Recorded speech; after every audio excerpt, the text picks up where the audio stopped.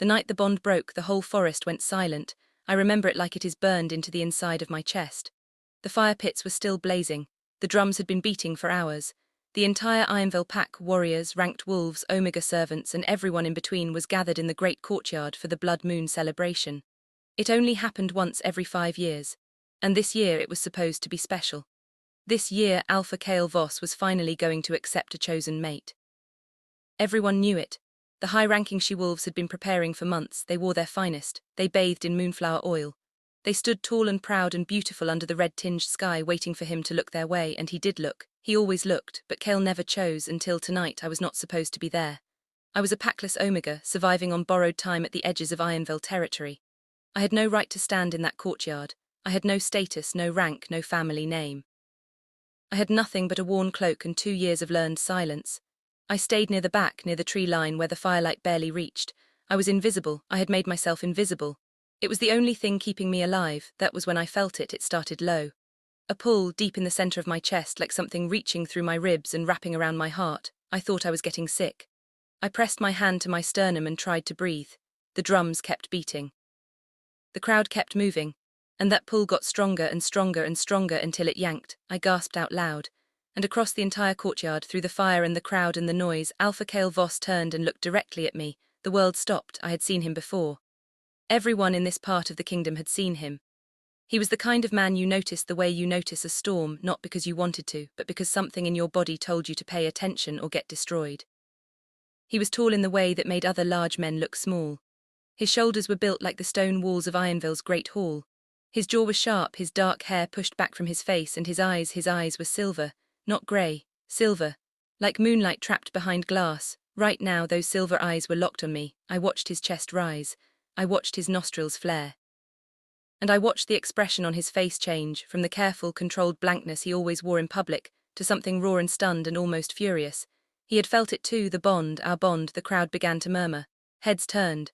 I felt 100 pairs of eyes find me. The small, cloaked nobody pressed against the tree line, and the confusion on their faces shifted fast. Into shock, into disbelief, into something that looked a lot like offense. One of the high-ranking she-wolves near the front let out a sound. Not a word, just a sound, like she had been struck. I wanted to run. Every single instinct I had spent 2 years sharpening told me to turn around and disappear into the trees. A Packless Omega did not get bonded to an alpha. Certainly not this alpha. Certainly not in front of his entire pack during the blood moon celebration, with every ranked wolf in the kingdom watching. But my legs would not move. Because Kael Voss was already walking toward me. He moved through the crowd like water through cracks, effortless, unstoppable. People stepped back without being told to. His beater Rin moved with him, sharp-eyed and tense, scanning the crowd for threats. The drums had stopped. Everything had stopped. The only sound was the crackle of fire and the low, warning growl building in Kael's throat as he walked. A sound I felt more than heard, vibrating in the air between us. He stopped 2 feet in front of me. Up close he was even more overwhelming. I could feel the heat coming off his body. I could feel the pressure of his presence the way you feel pressure before lightning strikes, electric and heavy and impossible to ignore. His silver eyes moved over my face slowly, and I could not read what was behind them. I could not tell if he was angry or confused or both. I lifted my chin. It was the only brave thing I could do. He stared at me for a long moment. Then he said quietly, so only I could hear, "I didn't choose you, but my wolf won't let me walk away." And that was the moment I understood that my life, whatever it had been before tonight, was over. My name is Lena Graves. I am 24 years old. I have no pack, no alpha, no family living. I have a small room I rent from an old woman at the edge of Ironveil's outer territory, a knife I keep under my pillow, and enough skill at staying quiet that most ranked wolves have never bothered to learn my name. That is not an accident. When you grow up as an Omega in a world built for strength and dominance, you learn very quickly that invisible is safe. Visible is dangerous. Noticed is something that can get you killed, especially when you have no one behind you. No alpha to report to. No beta to speak for you. No rank to protect you from wolves who decide you are in the wrong place. My pack, the Ironveil pack, small and unremarkable in the southern forest lands, dissolved 2 years ago when our alpha died. He had no heir. He had no strong enough beta to hold the bonds together. So the bonds broke. And 43 wolves scattered in 43 directions, and the lucky ones found new packs fast, and the ones like me just tried to survive the in-between. I had been surviving the in-between for 24 months. I was not supposed to attend the blood moon celebration. I had gone to the edge of Ironveil's territory because old Mira, The woman I rented from had asked me to collect payment from a trader who set up near the great courtyard on celebration nights. It was a 20-minute errand. That was all. Get the coin, come back, go to sleep. Instead, I was standing in front of the most feared alpha in 3 kingdoms with a mating bond snapping between us like a live wire. Life had a very cruel sense of humor. After Kael said those words, he did not touch me. He did not reach out. He did not make any kind of claim in front of his pack the way a bonded alpha normally would, the hand at the back of the neck, the low growl sent outward as a warning to every other wolf present. He just looked at me, and then he looked away, and he turned to Rin and said something I could not hear. Rin looked at me. His expression was unreadable and very controlled in the way of someone who had learned, in service of a dangerous man, how to feel nothing on the outside. Then Kael walked back through the crowd. Back to the platform. Back to his place at the front of the celebration, and he did not look at me again. The crowd released a breath. The murmuring started immediately, low and vicious, and full of the particular cruelty that high-ranked wolves reserved for those beneath them. I heard my name used in ways that made my skin feel tight. I heard laughter, sharp and unkind. I heard one of the she-wolves who had been hopping for the bond, beautiful, gold-haired, ranked 3rd in the pack, say my name like it was something dirty. I stayed still. I kept my face even. I did not cry. Crying was something you did in private, and only after you had checked that no one was watching. Rin appeared at my side without warning. He was tall, broad, sandy-haired, with the kind of calm that was not the same as peace. It was the calm of a man who had seen enough violence to stop being surprised by it. "Come with me," he said. It was not a request. He led me through a side entrance of the great hall, away from the courtyard, away from the crowd and the fire and the stairs. Inside, the hall was stone and torchlight. Old tapestries hung on the walls, battle maps, pack lineages, moon charts going back centuries. It smelled like pine resin and old wood and cold stone. It smelled like power. Rin stopped in a corridor and turned to look at me. "You understand what just happened?" he said. "Yes," I said, "and you understand what it means?" "I understand what it is supposed to mean," I said carefully. "A mating bond between your alpha and me." Rin studied me for a moment. "He is going to want to speak with you tonight before word spreads further than it already has." He paused. "I am going to need you to be very calm when you speak with him." "I am calm," I said. "You look calm," Rin said. "That is different." He was not wrong. Inside I was shaking, not from fear exactly, though fear was there, quiet and persistent the way it always was. I was shaking from the bond. From the pull of it, still active, still reaching through my chest toward somewhere deeper in the hall. My wolf was awake and restless in a way she had not been in years. She pressed against my skin from the inside, not asking to shift, just aware, alert in a way that felt almost painful. She knew where he was. She always would now. Rin led me to a smaller room off the main corridor. A fire was already burning. There was a chair, a table, a window with no glass looking out over the dark tree line. He told me to wait.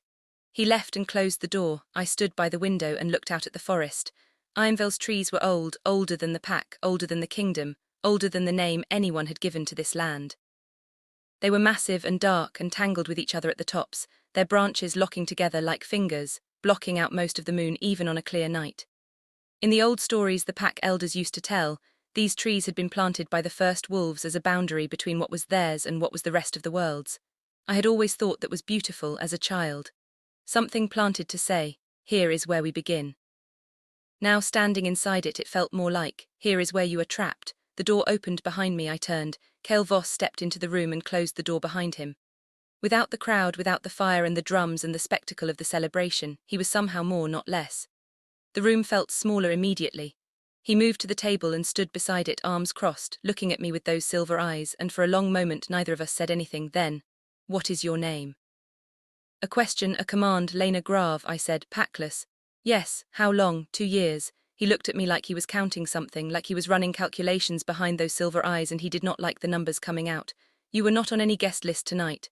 "I was running an errand," I said. "I was not supposed to be in the courtyard." Something flickered across his face. It was gone before I could name it. "Bond is real," he said. "You felt it." "I did not plan for this." His voice was flat, not cruel. Flat, the way a wall is flat, not because it wants to be, but because that is the only way it can hold. "I know," I said. "I have responsibilities to this pack that a mating bond with a packless omega complicates enormously." He paused. "You understand that?" "I understand that you don't want this," I said. "You don't have to explain yourself to me, Alpha." His eyes sharpened, like I had surprised him. "I am going to offer you a choice," he said. "You can leave Ironveil territory tonight, and I will have Rin provide you safe passage to the nearest neutral zone along with enough resources to establish yourself elsewhere. The bond will ache, it will not kill you. Packless wolves survive broken bonds. The other choice, I asked. You stay, he said. 30 days, quietly, no public claim, no announcement. At the end of 30 days, if nothing has changed, I will help you establish your own small territory at the edge of Ironveil's land. You will have protection in name and distance in reality. The bond will be manageable. I looked at him for a long time. Why 30 days, I asked. Because my wolf requires time to accept a severing, he said quietly. If you leave tonight, he will not be controlled. In 30 days I can manage it. There it was. He was not keeping me for my sake. He was keeping me because his wolf would not survive a clean break tonight, and an alpha who could not control his wolf was a danger to his entire pack. He needed 30 days to cage the part of himself that had already chosen me. All right, I said. 30 days, Kael nodded. He moved toward the door. His hand was on the handle when I spoke again. Alpha. He stopped but didn't turn. The East Wing, I said. Rin mentioned the East Wing when he told me where I would be staying. Is there anything I should know about it? He was quiet for a moment. Stay out of the locked room at the end of the corridor, he said. And then he left. That night, in a cold stone room in the East Wing of Ironveil's great hall, I lay awake and stared at the ceiling and listened to the silence of a pack that did not want me. And down the corridor at the very end, I could see the faint orange glow of a torch flickering under a locked door. And scratched into the wood, visible even from where I lay, because the hallway was straight and I was sleepless and the torchlight was just enough, was a single name. Mara. I had heard that name before. Everyone had. Lena Voss, the Alpha's dead mate. The woman whose death 5 years ago had broken something in Kael that had never healed. The woman whose murder had never been solved. The woman whose ghost, every wolf in 3 kingdoms whispered, was the real reason Kael had never taken another mate. Until tonight, I lay very still and listened to the hall breathe around me, and I thought about what Rin had told me as he walked me to my room, quiet, almost casual, like he was commenting on the weather. No one survives 30 days in Ironveil, he had said, without becoming his. I had thought he meant it as a warning. Now, staring at that name carved into a locked door, I was starting to think he might have meant something much, much worse. I did not sleep that night. I lay in the narrow bed in the East Wing and listened to Ironveil breathe around me, the low creak of old stones settling, the distant movement of night patrols, the occasional howl from the outer forest that cut through the dark like a blade. Every time I started to drift, the bond pulled me back, not painfully, just insistently, like a hand on my shoulder. Like something that knew I was trying to forget it and refused to be forgotten. My wolf did not help. She was awake and packing in the deep part of me, circling the same few steps over and over. She was not afraid. That was the thing I kept coming back to. I was afraid quietly, carefully, in the way I had trained myself to be afraid after 2 years alone, but she was not. She had felt the bond snap into place and she had settled into it like it was something she had been waiting for. Like a key finding a lock. Like water finding a groove worn for it in stone, she trusted him. I did not know what to do with that. When the sky outside my window finally lightened from black to the bruised purple-grey of early morning, I gave up on sleep. I washed my face in the cold basin on the table, put on the same worn clothes I had arrived in, and sat by the window with my knees pulled to my chest and watched the forest wake up. Ironveil's trees caught the first light differently than any forest I had ever seen. The old growth was so thick and so tall that the dawn came in sideways, narrow orange bars pressing between the trunks, lighting up low patches of mist that drifted between the roots. It was beautiful in the way that dangerous things are beautiful. The kind of beauty that makes you stop before you remember you should be moving. I was still watching it when someone knocked on my door. "Come in," I said. It was not Rin. It was a young wolf, a girl, maybe 16, with a dark braid and a tray of food and the expression of someone who had been given a task and was determined to complete it without making eye contact. She set the tray on the table without a word. Bread, dried meat, something hot in a clay cup that smelled like herbs and pine. "Thank you," I said. She started for the door. "Wait," I said. "What is your name?" She paused, turned just slightly. "Petra," she said, and then she left.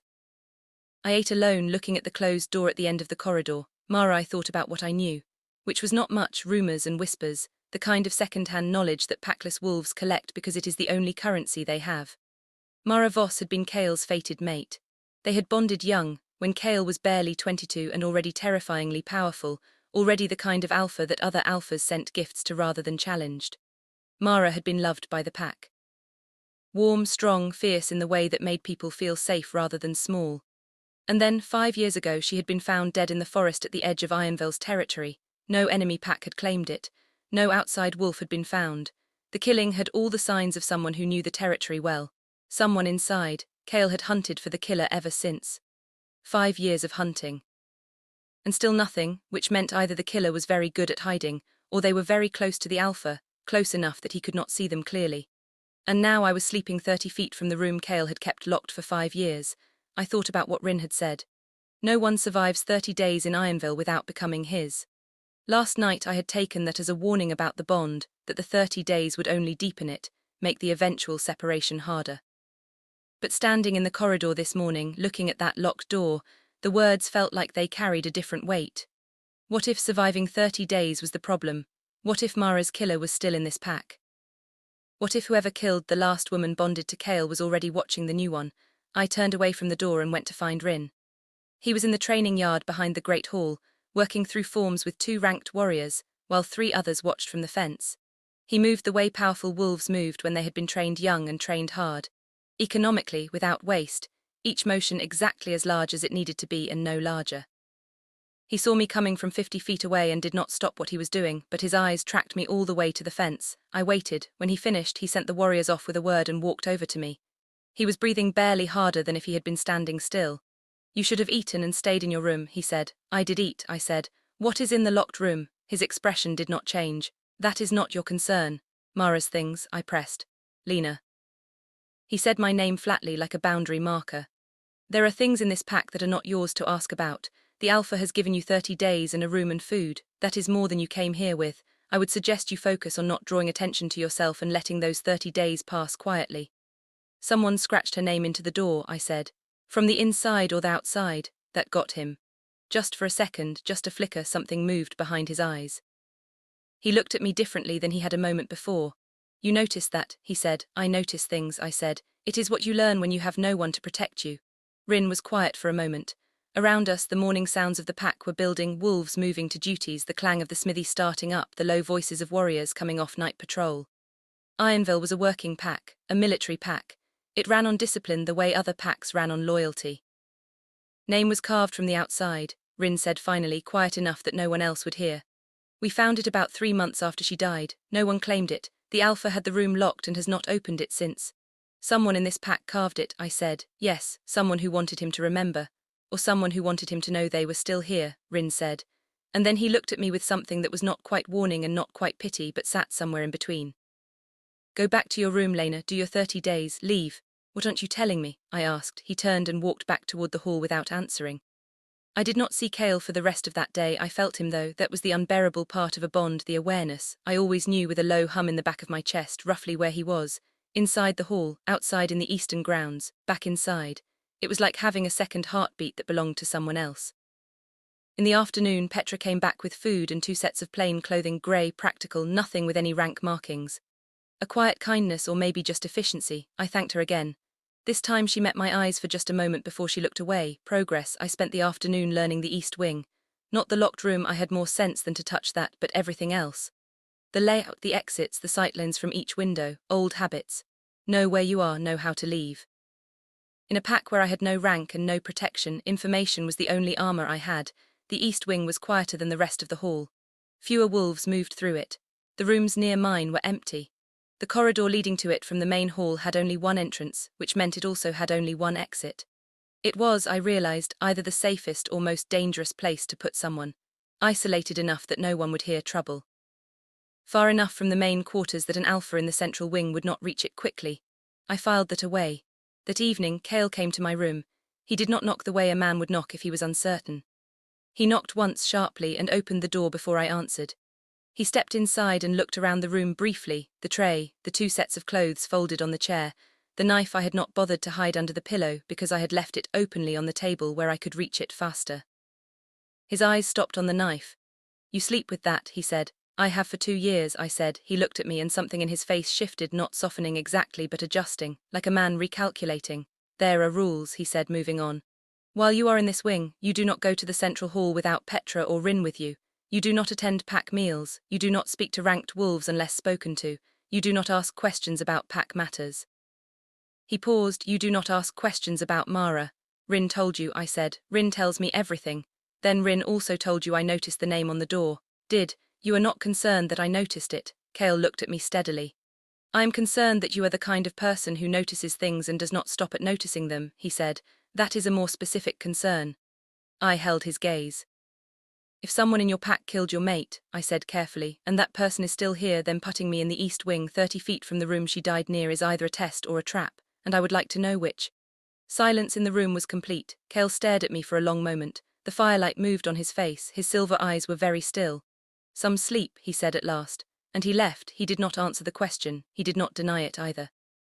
I went to the window and looked out at the dark tree line and thought about that very carefully.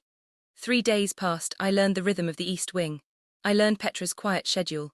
I learned that Rin walked the hall perimeter twice at dawn and twice at dusk, and that the night patrols came past the east wing entrance every 2 hours. I learned that Kael's light burned in the central wing until very late, and that he was awake most nights past midnight. I also learned that I was being watched. Not by the patrols, not by Rin, by someone else, someone careful, someone who never stood in the same place twice. I caught the feeling of eyes the way you catch a scent before the source arrives. A heaviness in the air. A stillness at the edge of your peripheral vision that resolved into nothing when you turned. On the 4th day I found something outside my door. A small stone, dark grey with a single scratch mark on it. A symbol I did not recognize at first. I turned it in my hands. And then I remembered. It was an old pack mark. Ironveil's original pack mark, from before Kael's grandfather had changed the symbol to the current Iron Wolf. The old mark meant a single thing, danger within. I closed my fist around the stone and stood very still in my doorway and looked down the corridor at the locked door. Someone was warning me, or someone was threatening me. And I was not sure which, and I was not sure it mattered, because both answers meant the same thing. Whoever had killed Mara knew I was here. And they were paying attention. I went to find Kael. I broke his rule about the central hall. I walked through the connecting corridor without Petra or Rin, with the stone closed in my fist, and I did not stop until I found him in the map room off the central hall, standing over a long table covered in territory maps and ink marks, alone, with the focused stillness of a man doing the same thing he had been doing for 5 years without answer. He looked up when I walked in. His eyes went immediately to my hand. I opened my fist and put the stone on the map table. He looked at it for a long moment, then he looked at me.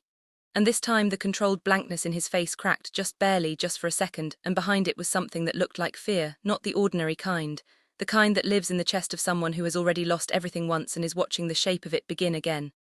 "Where did you find this?" he said, very quietly, very carefully. "Outside my door," I said. "This morning." He picked up the stone. He turned it in his fingers the way I had. He set it back down. "You should have stayed in your room," he said. "You keep saying things like that," I said. "As if staying in my room would make me safer." He looked at me sharply. "Would it?" I asked. He did not answer right away. He looked at the stone again and at the maps and at something I could not see, some interior calculation, some weight he was moving around behind his eyes, deciding whether to set it down. Then he said, "No. It would not." And that was the moment I understood that the 30-day deal had never been just about the bond. I had been put in the East Wing on purpose. He had told me not to ask questions, not because the answers were none of my business, but because the answers were dangerous, and he was deciding day by day whether he trusted me enough to let me near them. "You think the killer is still in this pack?" I said. "I know the killer is still in this pack," he said. The fire crackled. Outside, the forest was going dark. "And you put me in the East Wing because the East Wing is where Mara spent her last weeks," he said. His voice was very controlled. "She told me someone was watching her, someone in the pack." I did not believe her quickly enough. He picked up the stone one more time, and this time he held it. I believed her eventually. That was not soon enough. I stood very still. "You put me there to see if history would repeat," I said slowly. "To see if whoever it is would surface." He met my eyes. "Yes." The word landed like a stone dropped in still water. I was bait. I had been right on the first night. I was bait. Not accidentally, not carelessly. Deliberately. He had looked at a Packless Omega who had stumbled into a mating bond with him, and he had made a calculation. She is alone, she is unprotected, she is expendable in ways my ranked wolves are not. If the killer surfaces for her, I will finally have my answer. I should have been furious. Part of me was. But another part, the part that had spent 2 years surviving alone, the part that understood the calculus of hard choices in a way only powerless people understood, looked at the grief he was barely containing behind those silver eyes and understood it. He had loved her, he had failed her, and he had been living inside that failure for 5 years. "All right," I said. He blinked. "All right, if you want to use me as bait," I said, "then use me properly. Tell me everything you know about the killer. Tell me what Mara found out before she died. Tell me who in this pack you suspect and cannot prove, because I am not going to stand in the East Wing and wait to be frightened by carved doors and warning stones. I am going to help you find whoever did this." I held his gaze. "And then you are going to let me leave, as agreed."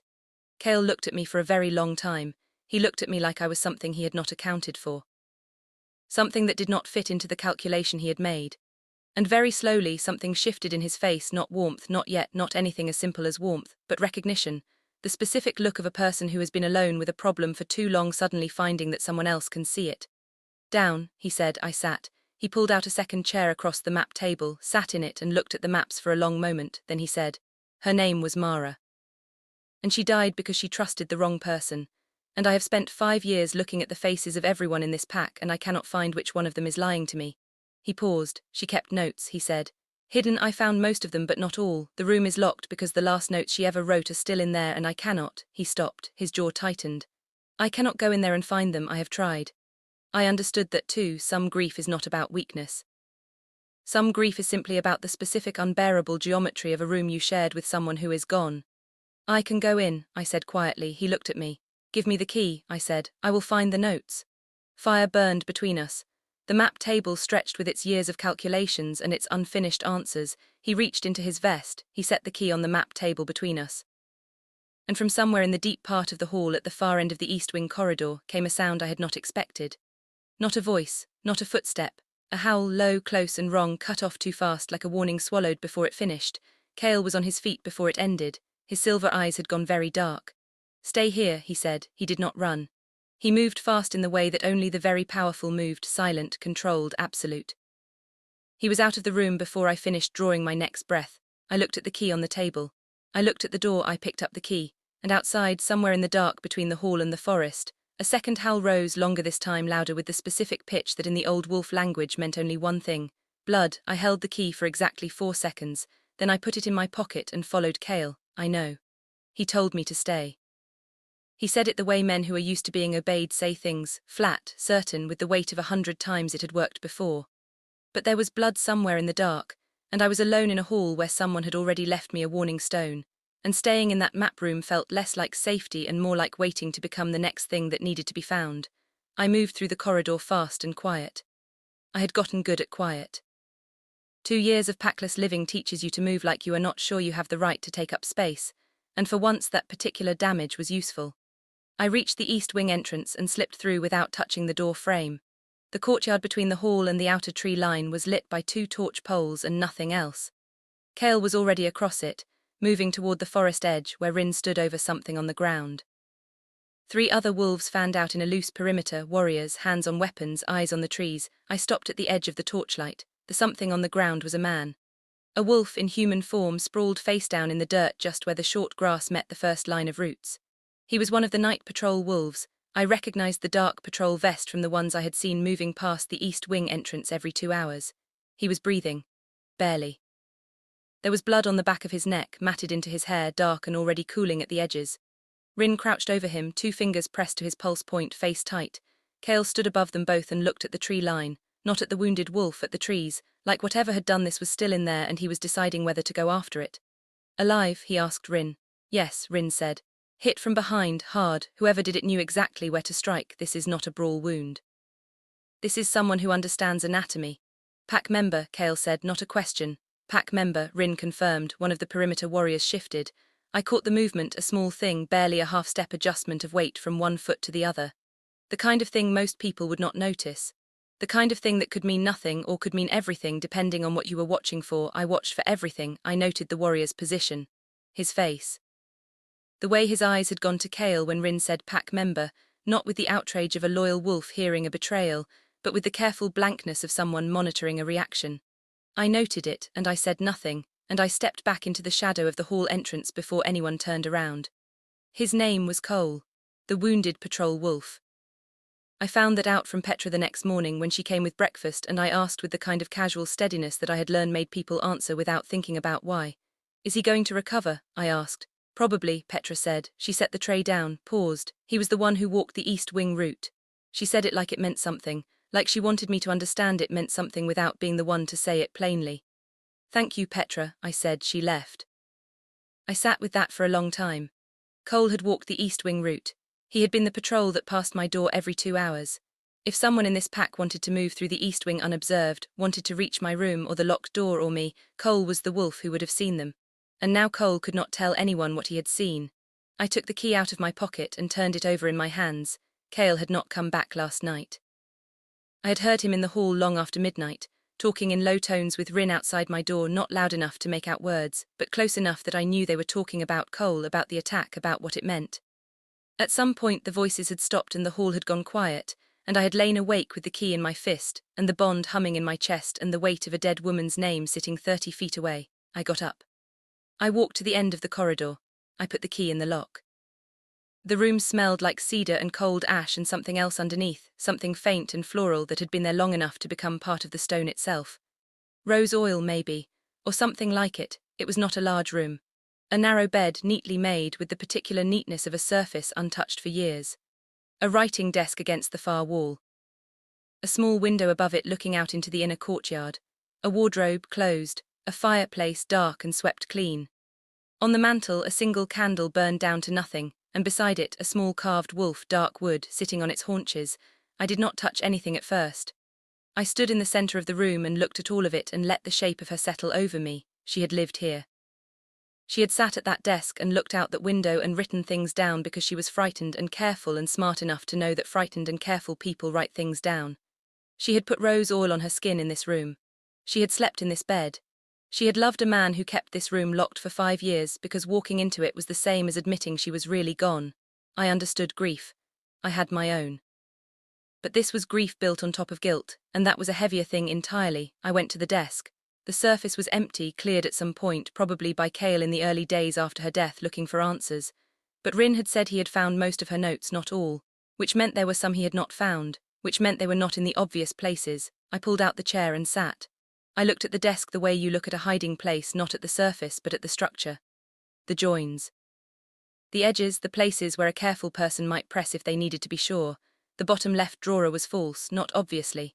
It opened normally, showed a shallow tray of writing supplies, dried ink, 2 clean quills, a stick of sealing wax. But the tray sat too high. I lifted it out. Underneath, in the narrow space between the false floor and the real one, were 3 folded pieces of paper. I held them in my hands for a moment. Then I unfolded the first one. Mara's handwriting was small and precise, the handwriting of someone who had been trained to write well and had used that training for urgent things. The first note was a list of dates and times, patrol routes, meal times, specific moments where she had felt watched or followed. The entry started 6 months before her death and grew more frequent toward the end. In the last 2 weeks there was an entry for almost every day. The second note was more personal. It was addressed to Kael, never finished, never sent. It said, "I know you think I am imagining it. I know you are tired and this pack needs you in ways that leave nothing left over for my fear. I am not asking you to fight for me, I am asking you to believe me. There is someone in our inner circle who is not what they pretend to be. I have seen the way they look at you when your back is turned. It is not love, it is not even loyalty, it is the face of a person who is waiting." I set that one down carefully. My hands were very steady, I made them stay that way. The third note was the one that stopped my breath. It was a name. Just a name written once in the center of the page with a circle drawn around it. Below it 2 words, I am sure. I stared at it, I knew that name. Not well, I had only been in Ironveil for 4 days, but I knew it. I had heard it spoken in the hall, in the training yard, in the quiet way that people speak the names of those with power in a pack. I had seen the face that went with it. I had seen that face last night in the courtyard, making that small half-step adjustment of weight when Rin said pack member. The name on Mara's paper was Aldrich, Kael's head of the inner guard. The wolf who had served Ironveil for 15 years, who had fought beside Kael in 3 territorial wars, who Rin had once called, in the single piece of conversation I had overheard, the only wolf in this pack besides me that the alpha trusts with his life. I folded the notes. I put them in the inside of my vest against my skin. I stood up from the desk and Aldrich was standing in the doorway. He was a large man, not as large as Kael but built with the particular density of a wolf who had spent his whole life as a weapon, wide through the chest and shoulders, with hands that hung loose and ready at his sides. He had a soldier's face, not handsome, not ugly, just hard and weathered and built for endurance. His eyes were pale brown. Patient. He looked at me with absolutely no surprise. "You found them," he said, not a question, not an accusation, just a statement. Like he had been waiting for exactly this moment and had imagined it so many times that when it finally arrived he had nothing left to feel about it. My heart was hammering. I kept my face still. "I don't know what you mean," I said. "Yes you do," he said. He leaned one shoulder against the door frame, easy and unhurried, and looked around the room with the expression of a man visiting somewhere familiar. "I always wondered if she had left something. I searched in the early days. I was apparently not as thorough as you. You searched this room, I said, many times. He looked at the desk. She was clever, Mara, much cleverer than she let people see. Something moved in his face, something I could not quite name, not guilt, not quite. Maury liked the expression of someone who respected a person they had hurt. She would have liked you, I think. You have that same quality, the watching. I said nothing. I breathed very carefully. I am going to need those notes, he said. There are no notes, I said. He smiled. It did not reach his eyes. Lena, we both know what you found in that drawer, and we both know that what is written on those pages would end me. He straightened from the door frame, one step into the room. I have nothing against you personally. I want you to know that. This has nothing to do with you. You were not supposed to be here. That bond was inconvenient for everyone. But you are here and you found what you found, and now we have a problem. Kael will be back soon, I said. Kael is in the outer forest dealing with the aftermath of last night, Aldrich said. Rin is with him. The east wing is empty. Another step. No one will hear you from here. The patrol that walked this route is currently in the healer's room, as you know. He had put Cole down himself. He was telling me that. He was not even bothering to hide it anymore because he had decided that hiding it did not matter anymore. That was the most frightening thing he could have done. A man who stops hiding is a man who has already decided what comes next. I glanced at the window, too small. The door was behind him.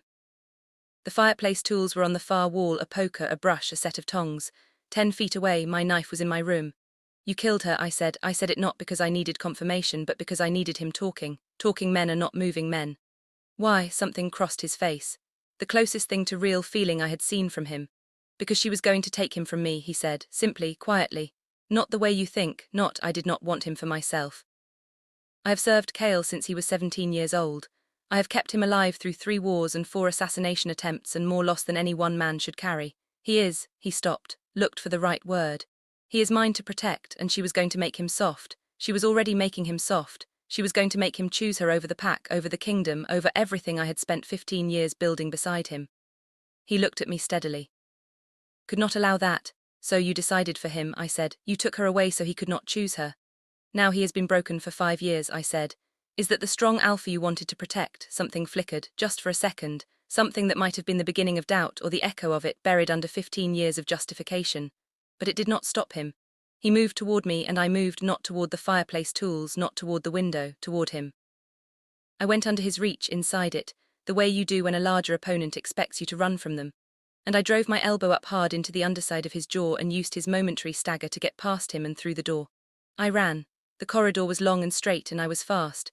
I had always been fast, one of the few physical gifts an Omega got, and I heard him behind me recovering quicker than I had hoped, his footsteps heavy and certain on the stone floor. I hit the corridor junction and turned left toward the central hall, toward the sound of the pack, toward any wolf within earshot. And the full moon came through the high window at the end of the corridor. It had not been full yesterday. I was certain of it. I tracked the moon the way all wolves did, by instinct, and yesterday it had been one night off. But there it was, round and blazing and ancient, pouring silver light across the stone floor like something spilled, early.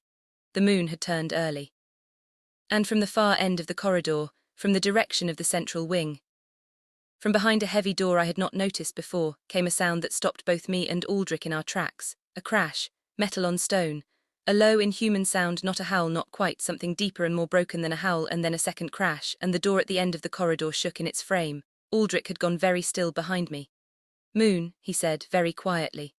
Like a man watching something he had forgotten to account for, the door shook again. The sound behind it built, that low broken thing, that sound that was not quite a howl, getting louder, getting closer to the door.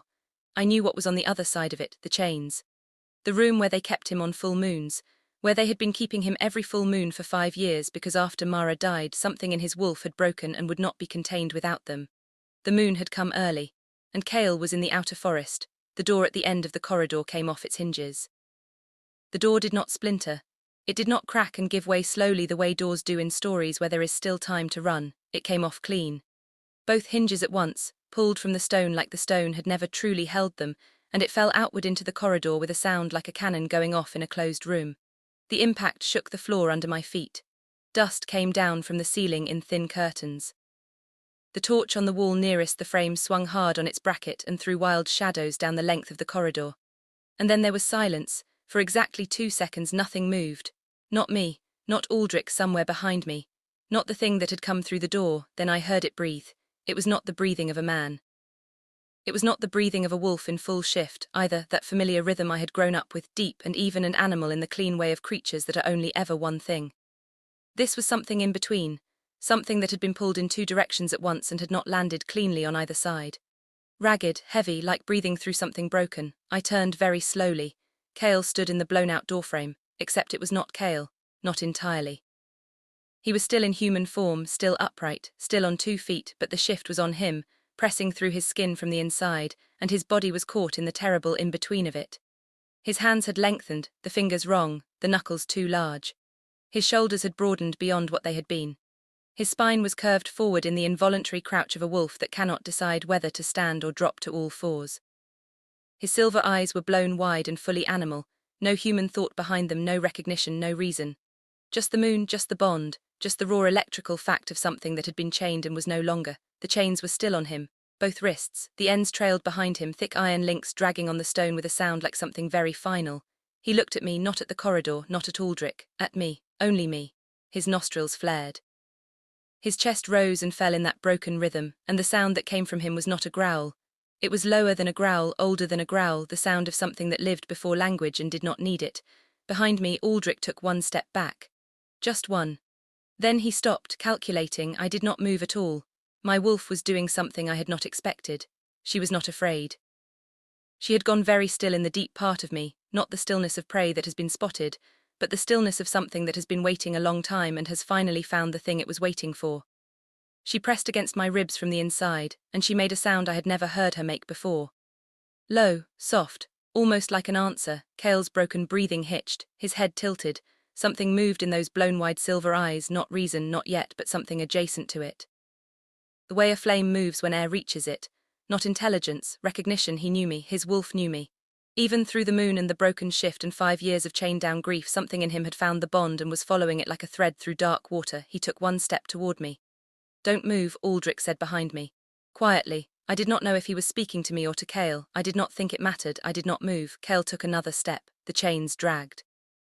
His breathing was still ragged but slowing, not calming exactly, but finding a rhythm, the way a fire settles when it stops being fed new fuel and begins to simply burn. He crossed half the corridor in those 2 steps. He was close enough now that I could feel the heat coming off him, the fever heat of a shift held half completed, the body burning itself trying to decide what it was. He reached out. His too large hand, the fingers still wrong, still shifted, the knuckles still inhuman, touched the side of my face. Very lightly. The way you touch something you are not sure is real. The way you touch something you are afraid will disappear if you press too hard. I held very still and let him. The broken breathing slowed again, and then slowed again. And then slowly, terribly slowly, the shift began to recede, not all the way, not quickly, but enough. The fingers shortened. The shoulders drew back. The spine straightened by degrees. It was like watching someone swim up through very deep water, fighting the current the whole way. His eyes changed last. The animal pulled back from them like a tide going out, and underneath it, exhausted, raw, stripped of every layer of control he normally wore like armor, was Kael. He looked at me. And what was on his face was something I had no name for, not relief, not quite. Something larger than relief and older and much more frightened. "Lena," he said. His voice was ruined, rough from whatever sounds he had made in that room. "Here," I said. Behind me, Aldrich moved. He did not get far. Kael's eyes went to him the moment he moved, and the shift surged back, just a wave of it, just enough, and the sound that came out of Kael was the kind of sound that ended arguments permanently. Aldrich froze. The calculating patience on his face cracked for the first time, and underneath it was something very simple and very human: fear. "Alpha," Aldrich said, careful, placating, the voice of a man who has talked his way out of things before and is reaching for that skill now with both hands. "The moon came early. You were not secured. I was keeping her safe until—" "Mara's room," Kael said. Aldrich stopped talking. The 2 words landed in the corridor like stones dropped into still water. Kael had not looked away from him.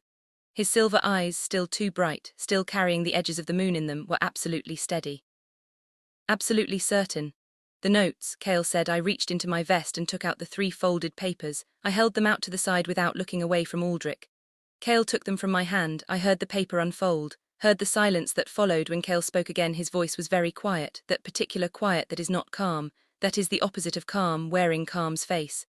15 years, he said. Aldrich said nothing. "You were there when she told me she was frightened." "We're in the room, I remember." Kael stopped. A muscle in his jaw moved. "I remember you telling me she was anxious, that Packless-born mates sometimes had difficulty adjusting to a ranked life, that I should give her time." His voice did not rise, did not shake. It was the most frightening thing I had ever heard a person sound like. You told me to give her time. Kael, you told me to give her time, he said again, softer. And I did, and she died. Silence in the corridor was total. Aldrich's face had gone through several things very quickly. Calculation, placation, something that might have been the beginning of a genuine attempt at an explanation, built on the same terrible logic he had shared with me in Mara's room, the softness argument, the protection argument, the 15 years of service argument. I watched him decide one by one that none of them were going to work. I watched him reach the end of the options that ended with him walking out of this corridor. And then I watched him do the thing that desperate cornered men do when they have nothing left. He shifted. It was fast, faster than I expected, and I had expected fast. Aldrich was a soldier, a head guard, a wolf who had trained for combat his entire life. The shift took him in under 3 seconds, and the wolf that landed on all fours in the corridor was massive. Dark grey, nearly black, built wide and low and powerful. He did not hesitate. He launched himself at Kael immediately before the shift finished, going for the throat the way a wolf goes for the throat when it has decided there is no other way out. Kael did not shift to meet him. He caught Aldrich in midair. One hand at his throat and one at his flank, and held him. Just held him. The chains on his wrists swung and clanged with the effort, and the impact drove Kael back 1 step, then 2, but he did not go down. He planted his feet and held, and the sound that came out of him was the alpha command, the full weight of it, the kind that hit every wolf in earshot in the chest like a physical blow, and said, in a language older than words, "Submit." Aldrich fought it. I watched him fight it, his body shaking with the effort of resisting a command that his wolf blood said he had to obey. For a long moment it was even. For a long moment I thought it might go the other way, then Kael's eyes went fully silver, not the edge of the moon silver from before, something deeper, something that came from the bloodline, from the generations of alpha power that had run through his family for 600 years. The light of it filled the corridor. Aldrich went still. His legs buckled. He went down onto his side on the stone floor, and the shift receded in the involuntary way it recedes when a wolf's will has simply been overridden, not controlled, not chosen, just ended. He lay there in human form, breathing hard, and he did not get up. Kael stood over him for a long moment, then he looked at me. "Are you hurt?" "No," I said. He looked at me the way he had in the moments after the shift receded, that raw, stripped look without the armor. Like a man who had been holding a very heavy thing for a very long time and was only now beginning to understand how heavy it had actually been. "Notes," he said quietly. "She knew it was him," I said. "She wrote it down, his name and 2 words, I am sure." He closed his eyes, just for a second. When he opened them again, the armor was coming back. I could see it, layer by layer, the control reassembling itself. But underneath it, in the cracks that were still visible, was grief. Real grief, the kind that does not perform itself. The kind that has been living in the body for so long it has become part of the structure. "She tried to tell me," he said. "She did tell you," I said. "You just did not hear her fast enough." I paused. "That is different from not caring." He looked at me. Something shifted in his face that I could not fully name, not quite gratitude, but in the same neighborhood as it. Rin appeared at the far end of the corridor at a dead run, 3 warriors behind him, all of them pulling up short at the scene in front of them. His eyes went from the fallen door to Aldrich on the floor to Kael and then to me, and the sequence of calculations that crossed his face happened very fast. "Secure him," Kael said without looking at Rin. Still looking at me. Rin moved. The warriors moved. Aldrich did not resist, could not resist, still held under the weight of the alpha command, his wolf flat and suppressed. The corridor began to fill with the sounds of a pack responding to crisis, voices, footsteps, the distant alarm call going up from the outer wall. But in the 10 feet between me and Kael there was a quiet that belonged only to us. "You went into the room," he said. "Yes, I told you not to." "You gave me the key," I said. That felt like permission with extra steps. Something moved at the corner of his mouth. It was not quite a smile, his face did not seem built for smiling or had forgotten how, but it was the ghost of one. The shape of where a smile had once lived and might someday live again. "Come with me," he said. He took me to the healer's room, which I had not been to before. It was warm and smelled like herbs and clean linen and the particular organized calm of a person who dealt in injuries and had made their peace with it. The healer, a quiet woman named Senna, compact and grey-haired and unbothered by the sight of an alpha trailing iron chains, looked at both of us, asked no questions, and brought a basin of warm water and cloth. Kael sat in a chair and let her work on a gash on his forearm that I had not noticed until the healer pointed at it. "The shift and the door," she said, running her eyes over him clinically. He watched Senna work for a moment. Then he looked at me, standing by the window. "Sit down, Lena," he said. "I am fine standing." "You are standing because if you sit down your legs will shake and you do not want me to see that," he said. I sat down. He was right. My legs were shaking. They had been shaking since the corridor. Adrenaline leaving a body is not a graceful process, and I had been using mine since the moment Aldrich stepped into that doorway. Senna brought me a cup of something hot. I held it with both hands and let the warmth work its way in. The room was quiet for a while. Senna finished with Kael's arm and left with the particular tact of a healer who understood that some conversations needed space. Outside, the pack was still moving, the organized noise of a crisis being handled, Rin's voice carrying somewhere in the distance, measured and commanding. "Long have you known it was him?" I asked. "I have suspected for 2 years," Kael said. "I had no proof. Every time I looked directly at it, I could not hold the shape of it." 15 years, he was at my side for 15 years. The mind does not let you easily believe that. He looked at the chain end on the floor by his feet. I think I did not want to know, because knowing meant that I had been living with her killer every day since she died, eating at the same table, fighting beside him, trusting him with my life and with this pack. "Used your trust as cover," I said. "That is not the same as you being blind." "It not?" "No," I said. "It means he was very good at lying. That is a fact about him, not about you." He looked at me steadily for a long moment. "You are very strange," he said, not unkindly. "I am very tired," I said. "Tiredness makes me honest." "You have been honest since the first night," he said. I noticed. Something about the way he said it, quiet, direct, without any of the careful distance he had maintained since the bond, made the air in the room change, not dramatically. Not the way it had changed in the corridor, charged and electric and dangerous, something smaller and more significant than that. The kind of change that happens when something that has been held at arm's length is very slightly let closer. I looked down at the cup in my hands. 30 days, I said. "Yes," he said. "Deal still stands," he said again. And then, after a pause that carried more weight than most silences, "If that is what you want." I looked up. He was watching me with those silver eyes, and the armor was still there, still mostly assembled, but the cracks from the corridor had not fully closed. I could see through them.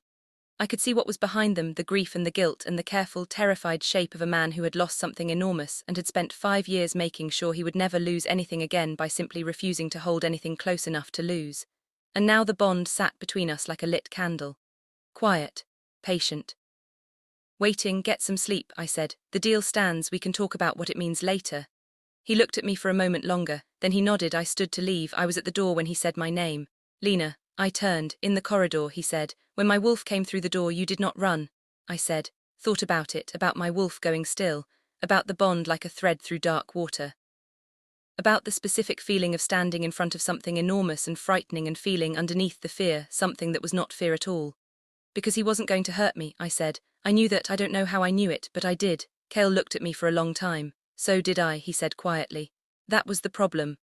I left before I could think too carefully about what that meant, but I thought about it all night anyway. I lay in the narrow bed in the east wing that no longer had a locked door at the end of it, just an open frame and empty space, and the smell of cedar and cold ash drifting out into the corridor, and I turned the words over and over. That was the problem. His wolf had known, even through the moon and the broken shift and 5 years of grief, that I was safe. That I was his. That the bond was real and the bond was right and the bond was something worth following through the dark. And the problem, the thing that frightened him, was not that his wolf had known it. It was that he had known it too. Outside my window, the full moon hung enormous and silver over Ironveil's ancient forest, and the trees held their old silence, and somewhere in the pack's holding cells, Aldrich waited for morning and whatever morning brought. And in the healer's room, if I was very still and very quiet, I could feel through the bond the exact moment Kael finally stopped fighting the exhaustion and let himself sleep. It was the first time in 4 days the bond had felt like something other than a complication. It felt very quietly like something beginning. But I had been in Ironveil for 4 days. And I had already found a killer, nearly died in a corridor, and watched an alpha hold a shifting wolf in midair with his bare hands. I was not naive enough to think that beginning meant safe. Not yet. Not in a pack where Aldrich had kept a secret for 5 years without anyone knowing, which meant he had either worked alone or he had not. I sat up in the dark.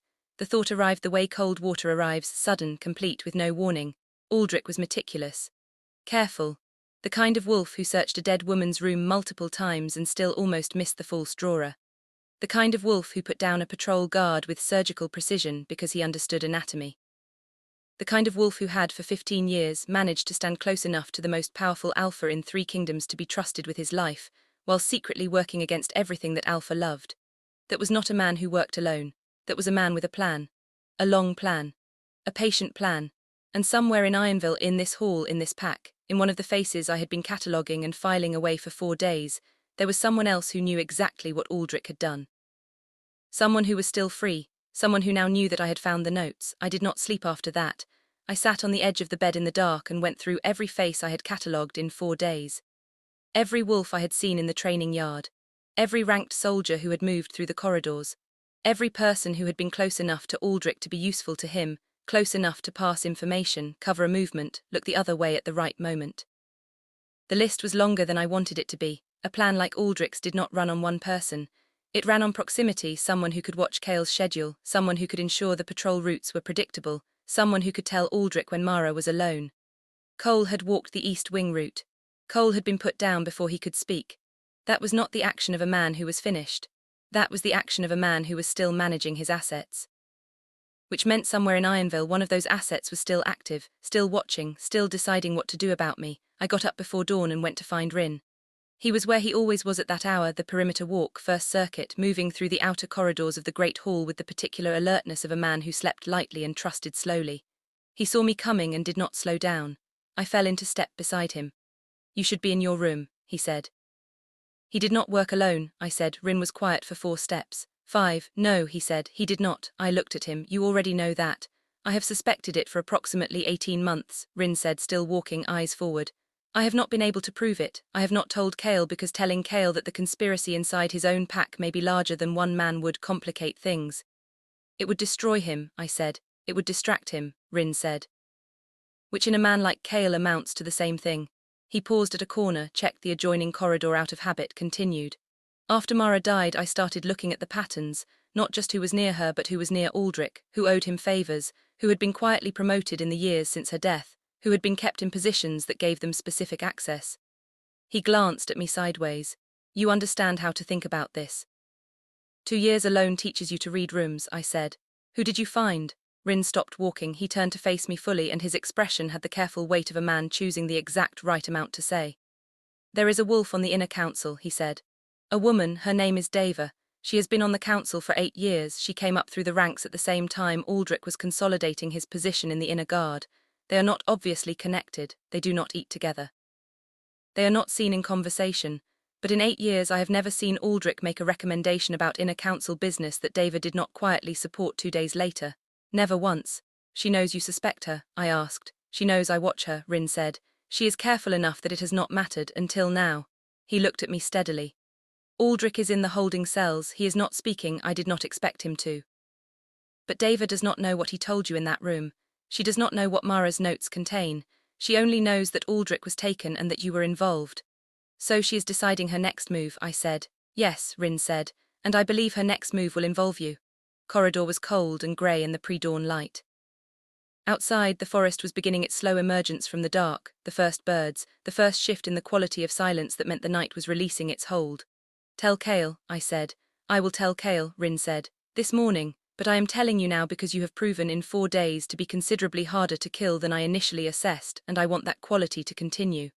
I almost smiled. That might be the nicest thing anyone in this pack has said to me. "Not let it go to your head," Rin said, and walked on. "I met Deva at the morning meal I was not supposed to attend. I went because Rin's words had done something clarifying to my thinking. A wolf who is deciding their next move is a wolf who can be pushed into making it on your terms instead of theirs. And a wolf who makes a rushed decision is a wolf who makes mistakes." I was tired of waiting for the danger to come to me. I had spent 2 years being patient and invisible, and it had kept me alive, and it had also kept me very, very alone. I walked into the main hall at the meal hour, sat at the far end of a bench and waited. I felt her notice me before I saw her. A shift in the room's attention, subtle the way the air shifts before a storm, a slight realignment of awareness around a fixed point. I picked up a piece of bread and ate it and did not look up. Deva was not what I had expected. I had built a picture in my head from Rin's description, calculating, careful, positioned, and the woman who sat across the hall matched all of that, but wore it differently than I had imagined. She was perhaps 40, with the kind of contained elegance that high-ranked she-wolves developed after years of pack politics. Dark hair pulled back, steady dark eyes. The face of a woman who had learned very early that the most dangerous people in any room were the ones who looked the least dangerous. We were the same in that way. She looked at me once, just once across the length of the hall, a long, measuring look that carried no hostility, which was more frightening than hostility would have been. Hostility is a reaction. What she gave me was an assessment. She had already decided something. I could see it in the quality of the look. The decision had been made and the look was just the final confirmation of it. I finished the bread. I stood up. I left. And I was 3 steps into the corridor outside the hall when the hand closed around my arm. It was not Deva. It was a wolf I did not recognize, young, ranked, with the flat eyes of someone following instructions rather than making choices. He did not speak. He did not need to. The grip on my arm and the direction he was already walking said everything. I went with him. Not because I had no choice. I could have fought, could have screamed, could have made enough noise to bring Rin running from 3 corridors away. But a wolf following instructions leads back to the person who gave the instructions, and that was the person I needed.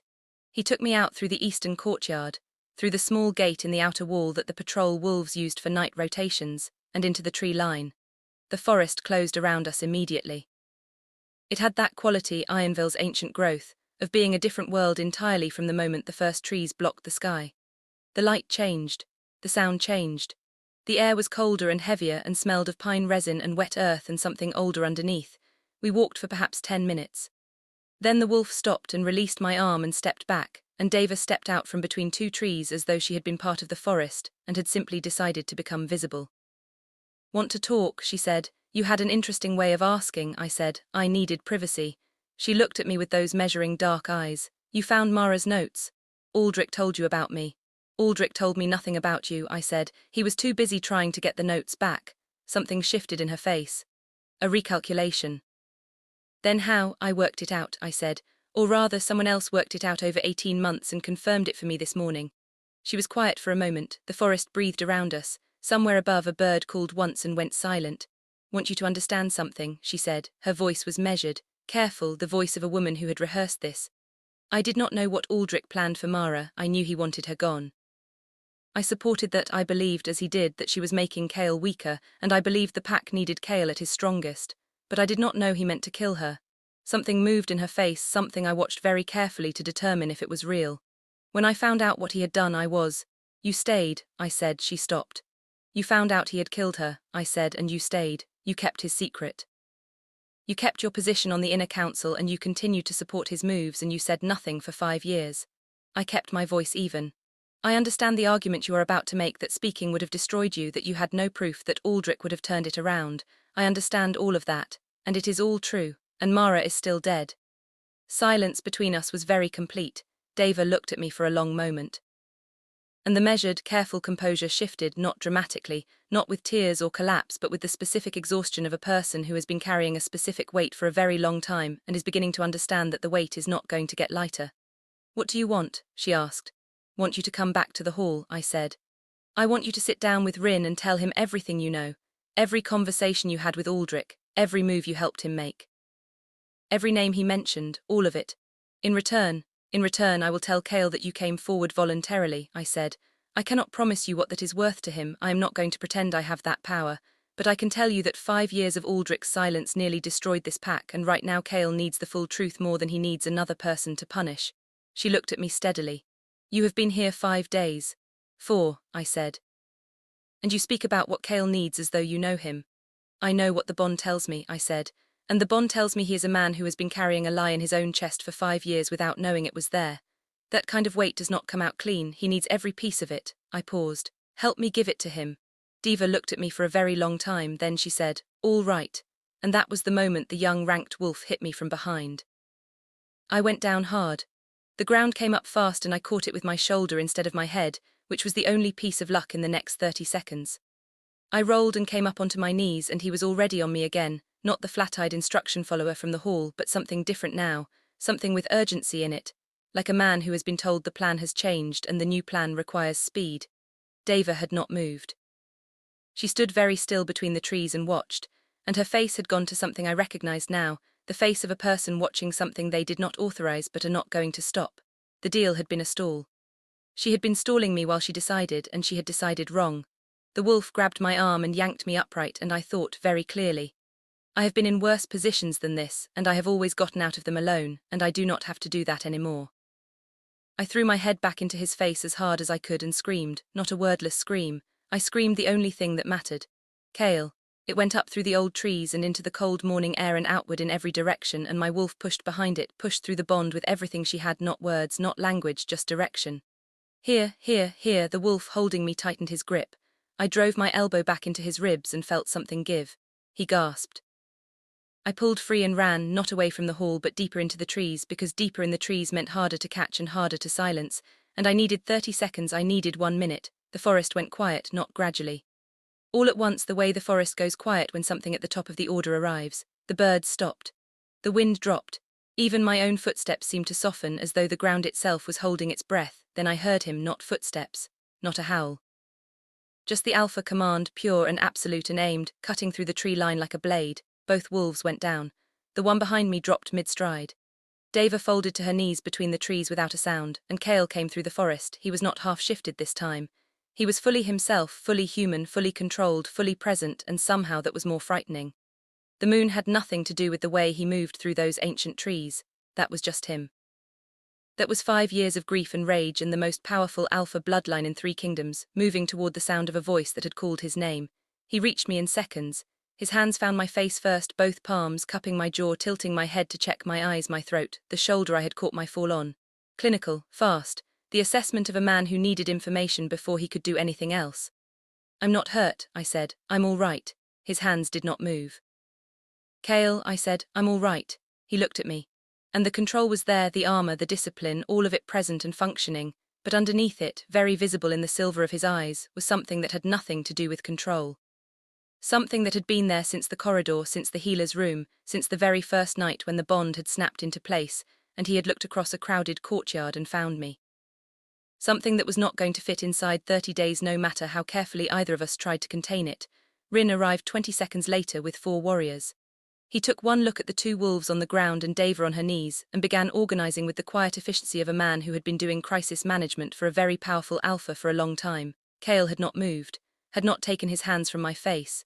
"She was going to talk," I said quietly. "Deva. She was going to come back and tell Rin everything. I think she still will if you give her the chance. I think she has been tired for a long time." "She helped him," Kael said. His voice was very controlled. "She helped him and she has been living with that," I said. "She did not order this," I nodded toward the wolf on the ground. "That was him panicking when he realized she was about to give him up. You are defending her." "I am giving you information," I said. "What you do with it is yours." He looked at me. Something in his face moved, that same movement from the healer's room, something shifting in the architecture of a man who has been alone with a problem for too long and is learning, slowly and with great difficulty, to let someone stand beside it with him. "You called my name," he said. "Yes, through the bond." He was quiet for a moment. "I felt it before I heard it," he said. "I was already moving." I looked at him. The morning light came through the old trees in those narrow orange bars I had watched from my window on the first day, and it caught the silver in his eyes and made them look, just for a moment, less like something to be feared and more like something that had been lit from inside by a source it had not expected. "Deal," I started. "Lena," he said. 30 days, Lena." He said my name the second time differently than the first. Quieter, more careful. Like a man saying a word he has decided to stop treating as temporary. His thumbs moved just slightly, just a fraction, against my jaw. "Stop counting the days." I looked at him for a long time. The forest breathed around us. Rin moved efficiently in the background. The wolves were being secured. Deva was being helped to her feet. The pack was still turning, still functioning, still requiring all the things it always required of the man standing in front of me. And still he did not move. Still he held my face in his hands in a forest that was 500 years old, and did not care at all about deals or 30 days or the careful distance between accursed Alpha and the Packless Omega his wolf had chosen in front of everyone. "Right," I said softly. He exhaled. It was the smallest sound, but it was the sound of something that had been held for a very long time finally being set down. And somewhere deep in the pack's holding cells, Aldrich waited. And Deva had things to say that would unravel 5 years of hidden damage, thread by thread. And Cole was still healing. And the pack still did not know what to make of me. And there was a room that was not locked anymore with a carved name on the door that would need, someday, to be grieved properly. There was so much still ahead. But for one moment in the old forest, with the light coming through in narrow orange bars and the bond humming steady and certain between us, I let myself stop counting. Deva talked for 4 hours. She sat across from Rin in the small room off the main corridor, the same room where Rin had first brought me on the night of the bond, though I had not known that until now, and she laid it all out. Every conversation, every signal passed, every name. the wolf who had managed Aldrich's patrol rotations for 3 years. The council scribe who had destroyed 2 written records of complaints Mara had filed in her last months. The healer's assistant, long since gone from the pack, who had confirmed the forest path was clear on the night Mara died. I sat in the corridor outside and listened through the door because no one had told me not to, and because I had been the one to bring Dava to that table and I wanted to know what I had bought with it. What I bought with it was everything. Kael stood at the window of the corridor the entire time. He did not sit. He did not pace. He stood absolutely still with his back to me and his face to the grey morning sky outside, and he listened to the dismantling of a lie that had lived inside his pack for 5 years, and he did not make a single sound. When Rin finally opened the door, his expression was the carefully neutral expression of a man who had just processed something enormous and had not yet decided where to put it. He looked at Kael, something passed between them, not words, just the communication of 2 people who have known each other long enough to speak in silences. Kael turned from the window, he looked at me for a moment, then he walked away down the corridor without speaking. Rin watched him go, then he looked at me. "Give him time," he said, quietly. "I know," I said. The pack held its judgment trial 3 days later. Ironveil did not have courtrooms. It had the great hall, cleared of tables, with the ranked wolves arranged in a half-circle and the alpha standing at the front, and that was enough. It had been enough for 600 years. Justice in a wolf pack was not a complicated architecture. It was a man with the authority of bloodline and bond, and 5 years of pain finally looking at the person who caused it and saying, "Here is what you did, and here is what it costs." I stood at the back. Not because I had been told to, I had not, but because this was not mine. I had helped find the truth. The reckoning belonged to Kael and to Ironveil, and to the memory of a woman whose name was carved into a door I had opened. Aldrich stood in the center of the half-circle. He had not shifted back to anything resembling the composed soldier I had met in Mara's room. 5 days in the holding cells had stripped that off him. What was left was just a man, not old, not young, just worn, the way things get worn when the thing that was holding their shape from the inside finally gives. He did not make arguments. I had expected arguments, the 15 years, the loyalty, the protection logic he had used on me in that room. He made none of them.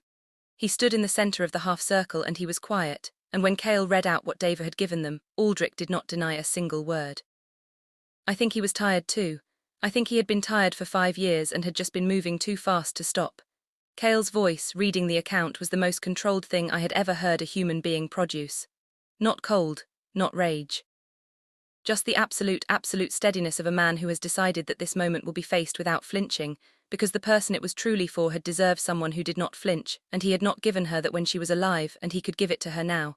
When he finished, the hall was completely silent. Kael looked at Aldrich for a long moment. "You told me she was anxious," he said. "You told me to give her time." Aldrich said nothing. "I gave her time," Kael said. "She died." He paused. "I have spent 5 years wondering what I missed, what I should have seen, whether I had been a better alpha, a better mate, whether I had been paying attention in the right direction." His voice did not waver, did not rise. "And the answer was you, the answer was always you, standing next to me telling me to look elsewhere." Silence in the hall was the kind of silence that 100 wolves make when they are all holding the same breath. "You will be stripped of rank," Kael said. "You will be exiled from Ironveil territory and every territory under Ironveil's protection. You will carry no pack bond now or after, and you will live with what you did for whatever years remain to you." He paused one final time. "I will not kill you because she would not have wanted that. She was better than that. She was better than all of this." He held Aldrich's gaze for a long, final moment.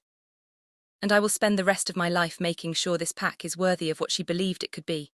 He turned away. He did not look at Aldrich again. I found Kael that evening in Mara's room. The door was open. It had been open since the night the chains broke, since I had run through that corridor with Aldrich behind me and the full moon blazing through the high window. No one had closed it. No one had seemed to know whether they were allowed to. He was sitting in the chair at the writing desk in the dark with the small carved wolf from the mantle in his hands. Just sitting, not doing anything with it. Just holding it the way you hold something that belonged to someone when the only thing you have left to give them is the weight of your attention. I stood in the doorway. "You don't have to stay out there," he said without turning. I came in. I sat on the edge of the narrow bed, the way I had sat on my own bed for 4 nights in this wing, and I looked at the back of his head and the set of his shoulders and the way the dark pressed close around him. "She kept the carved wolf," I said. "I gave it to her," he said. "When we bonded, it was my mother's." He turned it over in his hands. "She used to move it from room to room with her, said she didn't like leaving it in one place." A pause. "I always thought that was strange. Now I think she just wanted to keep something of mine close." I said nothing. Sometimes silence is the right thing. Sometimes a person does not need you to respond to what they are saying, they need you to receive it, to hold it alongside them for a moment so they are not holding it entirely alone. Keep thinking about the letter, he said. The one you found, the one she never sent. He was quiet for a moment. She said she wasn't asking me to fight for her, she just wanted me to believe her. I know, I said, I believed her eventually. His voice was very steady. That was not soon enough. I said, it wasn't. He turned in the chair to look at me, and his face in the dark was open in the way it had been in the corridor and the healer's room and the forest, that stripped, unguarded quality the armor set aside. The silver eyes were very quiet. You don't soften things, he said. Would you want me to? No, he said, after a moment. No, I would not. He set the carved wolf back on the desk. Carefully, like setting something down in the right place for the first time. What she deserved was someone who did not need things softened, someone who could hear the hard thing and stay. He looked at me. I was not that for her, I was too careful, too managed. I kept so much of myself behind the alpha, the control, the authority, that when she needed me to just be a man who loved her, I did not know how to step out from behind it. You were young, I said. I was 25, he said. I was old enough. You were an alpha at 22, I said. You built a wall to survive that. Walls do not open on a schedule. He looked at me for a long moment. Something moved in his face, something that was not grief, not exactly, but was adjacent to it. Something that lived just past grief, in the territory of things that grief eventually becomes when you stop fighting it and let it change you. She would have liked you, he said quietly. Genuinely, not the way people say that, she would have recognized you. My chest felt very full and very tight at the same time.